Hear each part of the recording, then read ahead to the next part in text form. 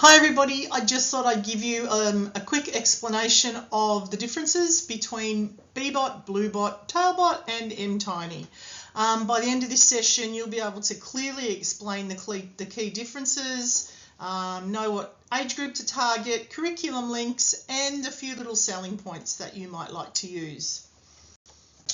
Okay, so here's some reasons why you would be doing coding in the early years. When I talk about early years, I'm talking about kinder to year 2 or 3. Alrighty, so Bbot, it's great for the first time robotics user. As you all know, it's very simple, it's durable, there's no setup required. You can take it straight out of the box and use it. There is sequencing, it's directional language, it's coding. The only issue I have with this, as I think I've told a lot of you before, is that you can't see the code. So you would need to have coding cards out, or the students would draw the directions, because if they make a mistake, they've got no way of knowing where that mistake is and they have to clear it and reset. Okay, Bluebot. So I'm super impressed with what they've done with Bluebot. So it's the next step up from Bbot. However, they've just produced a web-based command center, if you like, a web-based programming center, which gives the students commands on the screen and then sends them directly to the robot via Bluetooth.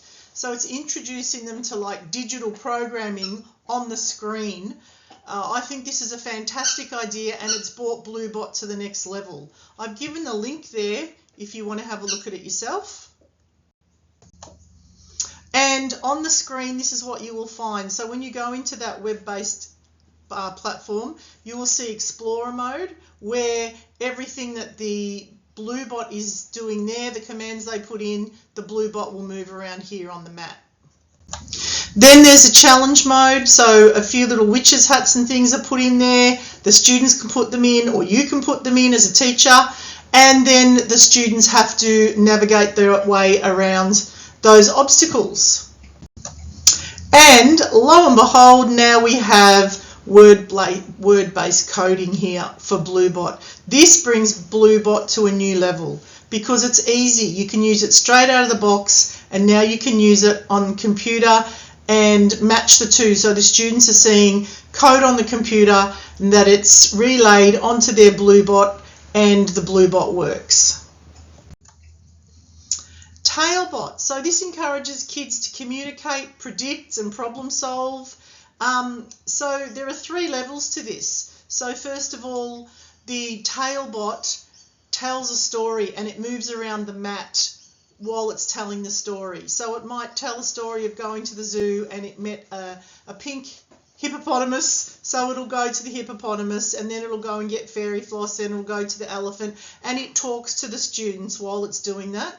The next level is that it asks the students to move to certain spots on the mat. Like it might ask the student to move to the fire engine on that particular mat, and then can we go to the shop? So the students are now coding on top of the Tailbot, but their coding is for a purpose. And then the last part of it is that the students code on the mats themselves. Now with the coding for Tailbot, it's got 10 laminated mats. This is a really good part of it because see these little LED lights here? They light up when the students put program into the Tailbot. So the students can see what they've put into the Tailbot. It's also got a voice command so the students can talk into Tailbot, and of course it's drawing as well. I think this is really great and yeah, really good for a lot of different year levels, from kindy to grade 2 for sure. Great for storytelling, great for using speech commands. I really like this. And then we've got mTiny. So mTiny introduces symbol-based coding. It's like a bridge for block-based coding later on. Okay, it has a jigsaw mat that goes with it. There is again no screen, it's all wireless play. You can see the picture in the top there. There's an insert pen, an input pen. So once the students put the cards out for the coding that they want mTiny to do, they pop the pen over each card. The input pen reads that and then sends it over to mTiny via Bluetooth. It does have a very big jigsaw puzzle mat with it, and there are two sides to that. One's a park scene and one's a street scene.